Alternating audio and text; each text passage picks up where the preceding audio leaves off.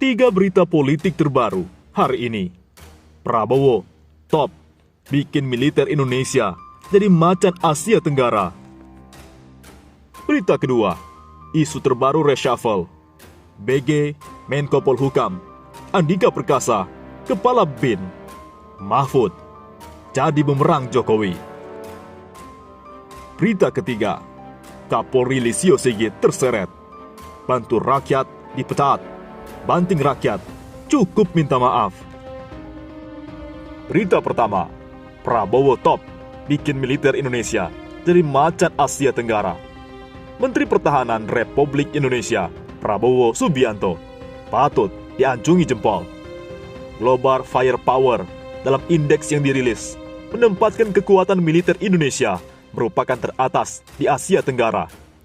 Dalam daftar global, kekuatan militer Indonesia berada di posisi ke-16 dengan skor indeks 0,2684 poin. Angka tersebut nyaris mendekati beberapa negara maju di dunia dengan peringkat yang lebih tinggi.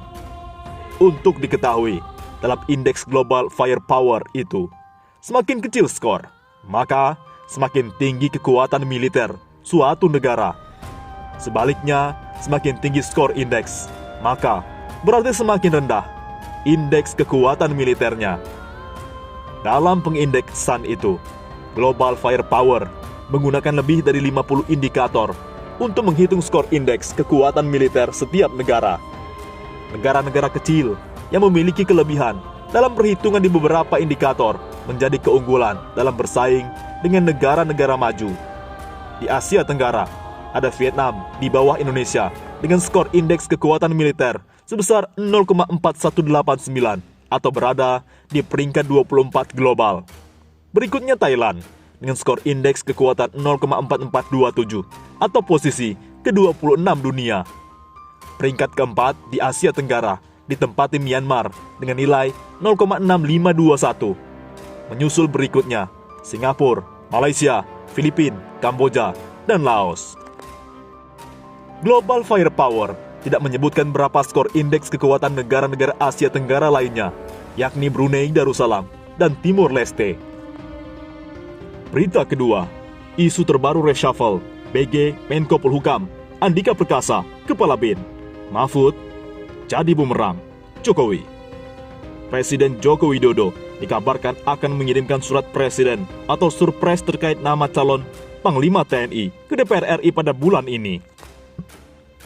Surprise dikirim sebelum Jokowi bertolak menghadirkan KTT G20 di Roma pada 30 dan 31 Oktober 2021. Seiring dengan itu, Jokowi juga disebut-sebut bakal melakukan reshuffle kabinet. Mengapa harus akhir Oktober? Reses DPR RI berakhir pada 31 Oktober. Jika surat masuk pada tanggal 30 atau 31 Oktober, maka 3 hari berikutnya sudah dapat diputuskan Panglima TNI terpilih. Terlebih, pimpinan DPR RI menjanjikan 3 hari setelah masa sidang dimulai, sudah bisa ketok palu Panglima TNI. Pertanyaannya, siapa Panglima TNI yang baru? Ada 2 nama yang santer disebut sebagai calon kuat, yakni KSAD Jenderal TNI Andika Perkasa dan KSAL Laksamana TNI Yudo Margono. Tetapi, semua bertanggung pada keputusan Presiden. Bisa jadi, pergantian Panglima TNI dilakukan bersamaan reshuffle kabinet. Marsikal TNI Hadi Cahyanto rumornya bakal masuk jajaran Kabinet Indonesia Maju. Hadi diketahui akan pensiun dari dinas militer pada November mendatang. Isu lain yang beredar, ada kemungkinan Andika Perkasa ditempatkan sebagai Kepala BIN menggantikan Jenderal Polisi Purnawirawan Budi Gunawan atau BG.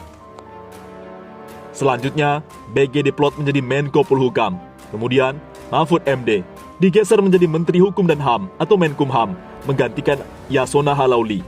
Lalu, ada nama Ketua Umum DPP PAN, Zulkifli Hasan. Dia dikabarkan bakal menempati pos sebagai Menteri Perhubungan. Namun, isu-isu tersebut masih belum terkonfirmasi secara pasti. Pendiri lembaga survei Kedai Kopi, sekaligus pengamat politik Henry Satrio atau Hensat, mengatakan Jokowi memiliki hak prerogatif memilih Panglima TNI yang baru. Saya pikir Presiden tidak mengulur-ngulur waktu soal pergantian Panglima TNI. Kan pensiun Hadi Cahyanto baru November nanti. Ada kemungkinan Presiden belum nyaman saja jika harus cepat diganti. Biasanya sih calonnya dari 3 kepala staf TNI yang ada. Ujar Hensat kepada Vin di Jakarta Jumat 15 Oktober. Selama ini, Jokowi sering bikin kejutan. Bisa jadi Andika Perkasa dan Hadi Cahya ditarik ke kabinet. Soal itu tergantung apa kebutuhan Presiden, imbuhnya. Namun, untuk Panglima TNI yang baru, Hensat menyarankan seharusnya konsentrasi adalah pengamanan negara. Yang dibutuhkan adalah sosok Panglima TNI yang memahami ancaman internasional, misalnya soal konflik di Natuna. Nah, seharusnya yang dipilih sebagai Panglima TNI harus tahu persis soal itu, pungkasnya. Jadi, isu baru reshuffle kabinet. Jenderal Polisi Purnawirawan Budi Gunawan menjadi Menko Polhukam, sebelumnya Kepala BIN. Kedua, Mahfud MD, Menkumham, sebelumnya Menko Polhukam. Ketiga, Jenderal TNI Andika Perkasa, Kepala BIN, sebelumnya KSAD. Keempat, Laksamana TNI Yudo Margono, Panglima TNI sebelumnya KSAL. 5. Zulkifli Hasan, Menteri Perhubungan, Ketua Umum DPP PAN. Oleh karena itu, perlu diperhatikan Jokowi. Banyak tahu soal istana, Mahfud MD, bikin oposisi makin kuat jika benar dicopot Jokowi.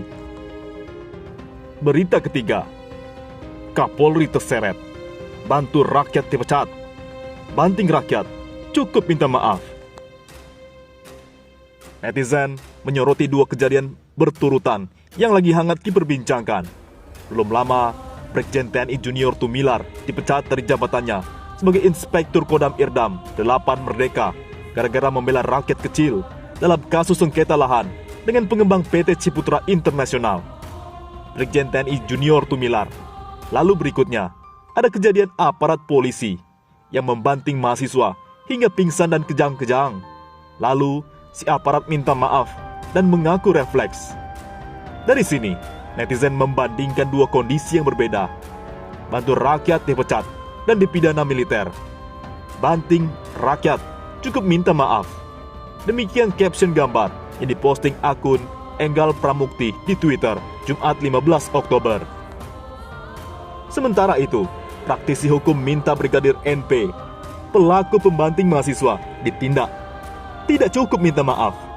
Demikian disampaikan Ketua Asosiasi Ilmuwan Praktisi Hukum Indonesia atau ALFA, Asmi Syahputra, dalam keterangan tertulis yang diterima kantor berita politik Ermol, Rabu malam 13 Oktober. Menurutnya, tindakan oknum polisi tersebut sangat bertentangan dengan hukum tentang pedoman pengendalian massa maupun Peraturan Kapolri Nomor 1 2009 tentang penggunaan kekuatan dalam tindakan kepolisian. Jika mencermati fakta tindakan penanganan aksi dalam video yang viral tersebut, itu sangat bahaya, resiko pecah kepala, sampai akibatnya setelah dibanting tubuh korban kaku. Bahkan, beresiko pula tulang belakang retak atau patah. Dalam hukum pidana, dapat dikualifikasi sebagai penganiayaan, karena dapat disamakan tindak pelaku telah merusak badan kesehatan, sebab dengan sengaja membanting seseorang dan perbuatannya tersebut menimbulkan sakit atau luka, beber Asmi. Kabar terbaru, mahasiswa tersebut kondisinya sangat memprihatinkan di rumah sakit.